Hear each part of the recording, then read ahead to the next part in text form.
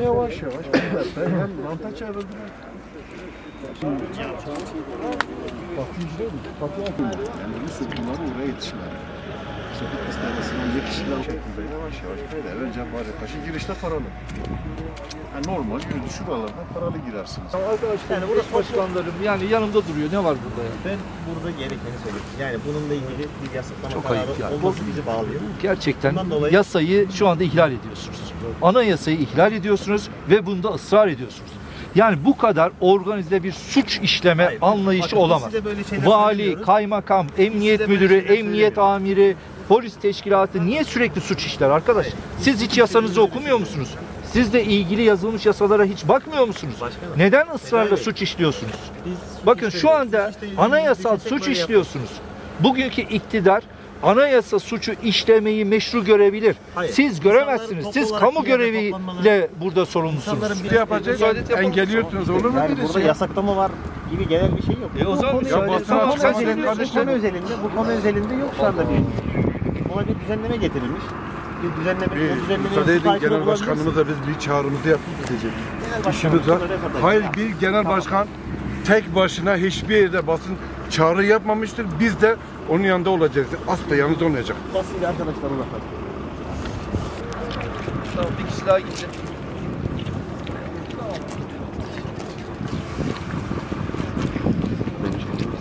Değerli halkımız, değerli basın mensupları, bugün burada Van Nevroz alanındayız. Bildiğiniz gibi bu sene Van Nevroz'unu 20 Mart günü kutlayacağız. Bu alanı tıka basa hep birlikte dolduracağız. Türkiye'nin her yerinde Nevroz alanlarını hep birlikte bu faşist iktidara karşı, bu ceberut düzene karşı, bu dünya düzenine karşı yeni bir başlangıç için Nevroz alanlarında olacağız. Nevroz ateşini hep birlikte yakacağız. Bugün Türkiye içinde bulunduğu durumda tam da demirci kavalara ihtiyaç duyulduğu bir dönemi bize çağrıştırıyor. Evet, ceberut iktidar her yönüyle bizi çevrelemiş, kuşatmış durumda. Bu kuşatmadan ancak hep birlikte yan yana gelerek, omuz omuza vererek barış mücadelesini, faşizme karşı direnişi yükselterek bu kuşatmadan çıkabiliriz. Bunu başarabiliriz. İşte Nevroz bu anlamda yeni bir başlangıçtır. Yeniden bir araya geliştir. Yeni bir yola çıkıştır. Üçüncü yolun yolcuları olarak tüm halkımızı Nevroz alanlarına bekliyoruz. Bugünden Nevroz çağrısını Türkiye'nin her yerinde yapan arkadaşlarım, Türkiye'nin her yerinde bu büyük buluşmaya daveti gerçekleştiriyorlar. Ve bunun farkında olanlar, bu yeni gelen dalganın, yükselen dalganın farkında olanlar korkularını sergilemekten geri kalmıyorlar.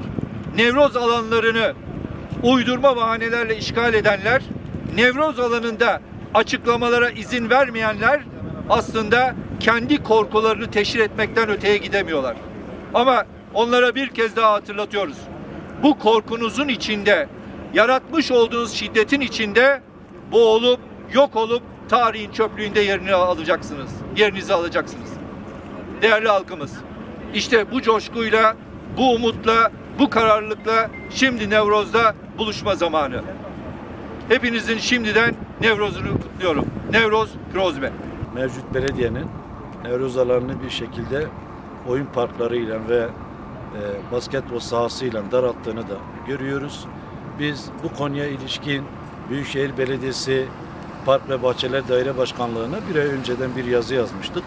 Bu talebimizi iletmiştik. Bu oyun alanının ve basketbol sahasının geçici olarak kaldırılmasını talep etmiştik. Kamu malına zarar gelmesin diye biz bu talebimizi iletmiştik. Bunun güvenliğini ne biz ne bir emniyet güçleri sağlayabilir diye talep etmiştik. Fakat bu duyarsızlıklarını devam ettirdiler. Biz tekrar bu oyun sahalarının geçici olarak Nevroz bitene kadar kaldırılmasını talep ediyoruz.